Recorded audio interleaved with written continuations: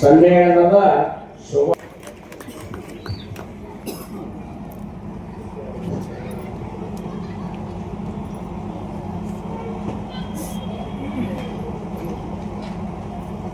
ಇಲ್ಲಿಯವರೆಗೆ ತಾವೆಲ್ಲ ಉಪನ್ಯಾಸವಾಗಲಿ ಭಾಷಣವಾಗಲಿ ಕೇಳಿರಿ. ನೀವು ಬಂದು ಬಹಳ ಹೊತ್ತಾಯ್ತು. ನಿಮ್ಮನೆ ತಾಳ್ಮೆ ಅನ್ನತಕ್ಕಂಥದ್ದು ನಾವು ಎಲ್ಲಾರ ಕಾಣ್ತೀವಪ್ಪ ಅಂತಂದ್ರ ಅದು ತಾಯಿಂದರಲ್ಲೇ ಕಾಣ್ತೀವಿ ಅಂತ ತಿಳ್ಕೊಂಡು ಈ ಒಂದು ಸಂದರ್ಭವೇ ಕಾರಣ. 3:30ಗೆ ನಾವೆಲ್ಲರೂ ಕೂಡ ಹಂಗ ಬಂದಿಲ್ಲ, ಕೈ ಬಿಚ್ಕೊಂತ ತೆಲಿ ಮ್ಯಾಗ ಕುಂಭವನ್ನು ಇಟ್ಟುಕೊಂಡು ಅಲ್ಲಿಂದ ಎಲ್ಲಿಂದ ಮಾರ್ಗ ಮಾಡ್ಯಾರ ಅಲ್ಲಿಂದ ಹೊತ್ತುಕೊಂಡು ಇಲ್ಲಿ ತನಕ ಬಂದು ಸಮಯ 7 ಗಂಟೆ 3:30ರಿಂದ 3:30 ತಾಸು ತಾವೆಲ್ಲರೂ ಕೂಡ ಕುಂತೀರಪ್ಪ ಅಂತಂದ್ರ ಇದು ಒಂದು ದೊಡ್ಡ ಸಾಧನೆ.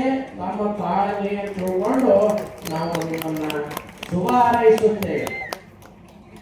ಇಲ್ಲಿಯ ಕಾರ್ಯಕರ್ತರು ನಮ್ಮ ಜಿದ್ದಿರಿಯನ್ನು ಮೊದಲು ಮಾಡಿಕೊಂಡು ಸಮಿತಿಯವರು 15 ದಿವಸದಿಂದ ಎಲ್ಲ ಹಿರಿಯರನ್ನ ಯುವಕರನ್ನ ಕೂಡಿಸಿಕೊಂಡು ಈ ಒಂದು ಕಾರ್ಯಕ್ರಮ ಮಾಡುವುದಕ್ಕೆ ಅವರ ಪರಿಶ್ರಮ ಬಹಳ ದೊಡ್ಡದು ಅಂತ ತಿಳ್ಕೊಂಡು ನಾನು ಒಂದು ಮಾತಿನಲ್ಲಿ ಹೇಳಲು ಬಯಸ್ತಕ್ಕಂಥವರಾಗಿದ್ದೇನೆ. ಹಿಂದೂ ಅಂತನ ಇದು ಬಹಳಷ್ಟು ಬಹಳ ಅಪಾರವಾಗಿರ್ತಕ್ಕಂಥ ವಿಚಾರ ಹೇಳೋದು ಕೇಳಿದ್ದೆ. ಆದ್ರೆ ನಮ್ಮ ಮಧುಸೂದನ್ ಅವರು ಅದಕ್ಕೆ ಬಹಳ ಅರ್ಥಪೂರ್ಣವಾಗಿರ್ತಕ್ಕಂಥ ವಿಚಾರವನ್ನು ಕೊಟ್ಟರು. ಏನಪ್ಪಾ ಎಂದು ಅಂದ್ರ ಜೀವನ ಪದ್ಧತಿ. ಇದು ಬಹಳ ಮಹತ್ವವಾಗಿರತಕ್ಕಂಥ ವಿಚಾರ.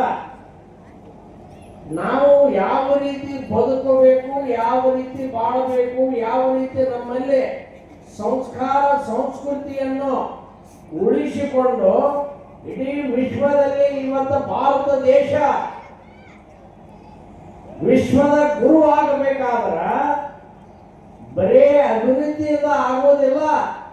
ನಮ್ಮ ದೇಶ ವಿಶ್ವಗುರು ಆಗಬೇಕಾದ್ರ ನಮ್ಮ ಸಂಸ್ಕಾರ ಸಂಸ್ಕೃತಿಯಿಂದಲೇ ವಿಶ್ವಕ್ಕೆ ಏನಾಗಬೇಕು, ಗುರು ಆಗಬೇಕಾಗಿದೆ. ಅಭಿವೃದ್ಧಿ ಅಂತೂ ಕೂಡ ನಡೆದಿದೆ, ಆ ಪ್ರಶ್ನೆ ಬೇಡ. ಆದ್ರ ಮನೆ ಮನೆಯಲ್ಲಿ, ಕುಟುಂಬ ಕುಟುಂಬದಲ್ಲಿ, ಓಣಿ ಓಣಿಯಲ್ಲಿ, ದೇಶ ನಾಡು ನಾಡಿನಲ್ಲಿ ಇವತ್ತೇನಾಗಬೇಕಾಗೈತೆ, ನಾವು ಅಭಿವೃದ್ಧಿ ಹೊಂದುವುದರ ಜೊತೆಗೆ ನಾವೆಲ್ಲರೂ ಒಂದು ಅನ್ನತಕ್ಕಂಥ ಸಂಸ್ಕಾರ ಸಂಸ್ಕೃತಿ ಇವತ್ತ ಬಹಳ ಬದುಕಬೇಕಾಗೈತೆ. ಆದ್ದರಿಂದ ನಾವು ಇವತ್ತ ನಮ್ಮ ಮಕ್ಕಳಿಗೆ ಒಳ್ಳೆ ಶಿಕ್ಷಣಪ್ಪ ಅಂದ್ರ ದೊಡ್ಡ ದೊಡ್ಡ ಕಾನ್ವೆಂಟ್ ಸ್ಕೂಲಿಗೆ ಹಾಕಿ ಬಿಟ್ರ ನಾವು ಒಳ್ಳೆ ಸ್ಕೂಲಿಗೆ ಹಾಕಿವಿ, ಒಳ್ಳೆ ವಿದ್ಯಾವಂತರನ್ನಾಗಿ ಮಾಡ್ತೀವಿ ಅಂತ ತಿಳ್ಕೊಂಡ್ವಿ. ಆದ್ರೆ ಮಕ್ಕಳಿಗೆ ವಿದ್ಯಾವಂತರನ್ನಾಗಿ ಮಾಡಕ್ ನಾವು ಬಹಳಷ್ಟು ಆತರಿತೀವಿ. ಆದ್ರೆ ಮಕ್ಕಳಿಗೆ ಸಂಸ್ಕಾರ ಬಹಳ ಮುಖ್ಯವಾಗಿರತಕ್ಕಂಥದ್ದು. ಈ ಸಂಸ್ಕಾರದ ಕೊರತೆ ಇವತ್ತು ಕಾಡತಕ್ಕಂಥದ್ದಾಗಿದೆ. ಅದಕ್ಕೆ ನಮ್ಮ ಹಿಂದೂ ಸಂಪ್ರದಾಯದೊಳಗ ಕುಟುಂಬದ ಜವಾಬ್ದಾರಿ ಬಹಳ ದೊಡ್ಡದು, ಕುಟುಂಬದ ಸಂಸ್ಕೃತಿ ಬಹಳ ದೊಡ್ಡದು. ಇವತ್ತು ಪರದೇಶದಲ್ಲಿ ಈ ಸಂಸ್ಕೃತಿ ಇಲ್ಲ. ಅವ್ರು ಹೇಳ್ತಾರ, ನೀವು ಒಬ್ಬರನ್ನ ಲಗ್ನ ಆಗಿರಿ ಅಂತ ಕೇಳ್ತಾರಂತ. ನಮ್ಮ ಭಾರತ ದೇಶದ ಹಿಂದೂಗಳನ್ನ ಒಬ್ಬರನ್ನ 50 ವರ್ಷಕ್ಕೆ ಒಬ್ಬರನ್ನ ಲಗ್ನ ಆಗಿಲ್ಲ ಅಂದ್ರೆ ಅವರು 8 ದಿವಸಕ್ಕೊಮ್ಮೆ 8 ವರ್ಷಕ್ಕೊಮ್ಮೆ ಬದಲಿಸ್ತಾರ ಅಂತಕ್ಕಂಥದ್ದು ಇದ್ರ ಮ್ಯಾಗನ ತಿಳ್ಕೋಬೇಕು. ತಂದೆ ಮಕ್ಕಳು ಬೇರೆ, ತಾಯಿ ಮಕ್ಕಳು ಬೇರೆ, ತಂದೆ ತಾಯಿಗಳ ಮಕ್ಕಳು ಬೇರೆ. ಈ ಒಂದು ಪದ್ಧತಿ ಎಲ್ಲಿದೆಯಪ್ಪ ಅಂದ್ರೆ ಪರದೇಶದಲ್ಲಿದೆ. ಇವತ್ತು ಏನಾಗೈತಪ್ಪ ಅಂದ್ರೆ ನಾವೆಲ್ಲರೂ ಟಿವಿಯ ಮುಖಾಂತರ, ಮೊಬೈಲದ ಮುಖಾಂತರ, ಕೀರ್ತಿ ವಾರ್ತೆಯ ಮುಖಾಂತರ ಆ ಸಂಸ್ಕೃತಿಗೆ ಅಂಟಿಕೊಳ್ಳತಕ್ಕಂಥವರಾಗಿದ್ದೇವೆ. ಇವತ್ತ ನಮ್ಮ ಸಂಸ್ಕೃತಿ ಸಂಸ್ಕಾರ ಮನೆಯಿಂದ ಬಂದಿರತಕ್ಕಂಥ ಒಂದು ಪದ್ಧತಿ, ಜೀವನದ ಪದ್ಧತಿ, ಅದರಿಂದ ವಿಮುಖರಾಗ್ತಕ್ಕಂಥವರಾಗಿದ್ದೇವೆ. ಇವತ್ತೊಂದು ಮನೆ ನಾವು ಪಾಪುಜ್ಯಕ್ಕೆ ಹೋಗ್ತೀವಿ. ಪಾಪುಗೆ ಹೊಸ ಮನೆ ಪಾಪುಜ್ಯಕ್ಕೆ ಹೋದಾಗ ಆ ಮನೆಯಲ್ಲಿ ನಾನೆಲ್ಲ ಸುಮ್ಮನೆ ಕುಂತಿರ್ತೇನೆ, ಅವರೆಲ್ಲ ಮಾಡಿ ಕುಂತಿರ್ತಾರ.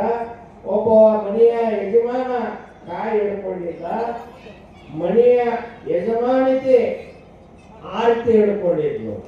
ಕಾಯಿಗೆ ಕರ್ಪೂರ ಹಚ್ಚತಕ್ಕಂತ ಸಂದರ್ಭದೊಳಗ ಯಜಮಾನನ ತಲೆ ಮ್ಯಾಗ ಕರ್ಚೀಪು ಟವಲು ಹಾಕಿರ್ತಾರ. ಯಜಮಾನಿಕೆಯ ತಲೆ ಮೇಲೆ ಏನೂ ಇಲ್ಲ. ಇದು ನಡೀತಕ್ಕಂಥ ಘಟನೆ. ಯಜಮಾನನ ತಲೆ ಮ್ಯಾಗ ದೇವರ ಗುಡಿಯಲ್ಲಿ ಆಗಲಿ ಗುರುಗಳ ಹತ್ರ ಆಗಲಿ ಆ ಕಾಯಿ ಬೆಳಗಬೇಕಾದ್ರ ಅವನ ತಲೆ ಮ್ಯಾಗ ಏನ್ ಹಾಕ್ತಾರ, ಟವಲ್ಲು ಕರ್ಚಿಪ್ಪು ಹಾಕ್ತಾರ. ಅದ ಆರತಿ ಮಾಡಬೇಕಾದ್ರ ಎಷ್ಟು ಮಂದಿ ಹಾಕೊಂತೀರಿ? ಬಹಳ ಸಂತೋಷ. ಹಾಕಿಕೊಳ್ಳಬೇಕು. ಯಾಕೆ ಅವ್ರೊಬ್ಬರ ಯಾಕೆ ಹಾಕೊಳ್ಬೇಕು? ಹಾಕಬೇಕು ಹಾಕಬಾರದು ಪ್ರಶ್ನೆ ಅಲ್ಲ. ಇದು ನಮ್ಮ ತಾಯಿಯಂದ್ರಲ್ಲಿ ಇರತಕ್ಕಂತ ಒಂದು ಶಕ್ತಿ. ಇವತ್ತ ಆ ಒಂದು ಸಂಸ್ಕಾರಗಳು ಏನಾಗತ್ತವಪ್ಪ ಅಂದ್ರ ಬಹಳಷ್ಟು ವಿಮುಖವಾಗ್ತಕ್ಕಂಥವಾಗ್ಯಾವ. ಅದಕ್ಕೆ ನಮ್ಮ ಮಧುಸೂದನ್ ಅವರು ಹೇಳಿದ್ರು, ಕೋರ್ಟಿನೊಳಗ ಬಹಳಷ್ಟು ಕೇಸುಗಳು ಯಾವಪ್ಪ ಅಂತಂದ್ರ ಡೈವರ್ಸ್ ಕೇಸುಗಳು. ಇವತ್ತು ನಾವು ಸಾಮಾನ್ಯ ಜನರಿಗೆ ಇವತ್ತು ಕನ್ಯಾ ನೋಡಕ್ ಹೋಗ್ಬೇಕಾದ್ರ ಅಲ್ಲಿ ಅತ್ತಿ ಮಾಮ ಗಟ್ಟಿ ಅದಾರ ಅಂತ ಕೇಳ್ತಾರಂತ. ಕನ್ಯಾ ಮನೆಗಳು ಏನಂತ ಕೇಳ್ತಾರ? ಅತ್ತಿ ಮಾವ ಗಟ್ಟಿದ್ರ ನಾವು ಅವ್ರ ಮನೆ ಕನ್ಯಾ ಕೊಡೋದಿಲ್ಲ. ಇದನ್ನೆಲ್ಲ ನಮಗೆ ಬಂದು ನಮ್ಮ ಭಕ್ತರು ಹೇಳ್ಯಾರಿದನ, ನಾವು ಹುಟ್ಟಿ ಹೇಳಕತ್ತಿಲ್ಲ, ಅವರ ಹೇಳತಕ್ಕಂತ ಮಾತು. ಮತ್ತೆ ಇವ್ರು ಎಲ್ಲಿಂದ ಹುಟ್ಟಿ ಬಂದಾರ ಅದು ಗೊತ್ತಿಲ್ಲ. ಅವ್ರು ಕೇಳ್ತಾರ ಅಂತ ಅನ್ನೋದಕ್ಕ ಅವ್ರ ತಂದೆ ತಾಯಿಗಳು ಅದನ್ನ ವಿಚಾರ ಮಾಡ್ತಾರಲ್ಲ. ಅವ್ರು ತಮ್ಮ ಮನೆಯೊಳಗ ಅವ್ರ ತಂದೆ ತಾಯಿಗಳಲ್ಲ, ಅವ್ರ ಮನೆಯೊಳಗ ಅವ್ರ ಮುಂದೆ ಅತ್ತಿ ಮಾವ ಆಗೋರಲ್ಲ. ಅದನ್ನ ಯಾಕೆ ವಿಚಾರ ಬರಬಹುದು?